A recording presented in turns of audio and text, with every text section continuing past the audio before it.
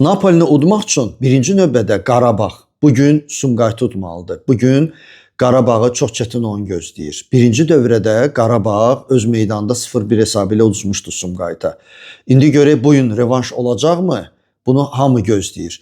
Ən çoxu da Sumqayıtın azarkeşləri. Oyuna həddindən artıq çox bilet satılıb. Əlbəttə oyuna gələnlərin müəyyən hissəsi Qarabağa baxmaq istəsələr də, çox hissəsi əlbəttə ki, Sumqayıtı azarkeşlik edəcək.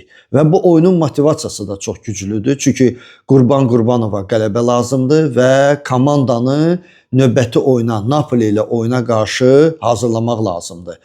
Qarabağ birinci yerdə getsə də öz vəziyyətini möhkəmlətmək üçün Sumqayıt üzərində qələbə qazanmalıdır. Hökmən. Onun variantı yoxdur və necə deyərlər, bu oyuna tək Azərbaycandan yox, aydındır ki, İtaliyadan da fikirlər olacaq və inanmıram ki, kimsə İtaliyadan durub oyuna gəlib baxsın. Amma hər halda YouTube kanalı ilə oyunu diqqətlə izləyəcəklər. Conte bax, gör, səni 5 gündən sonra nə gözləyir.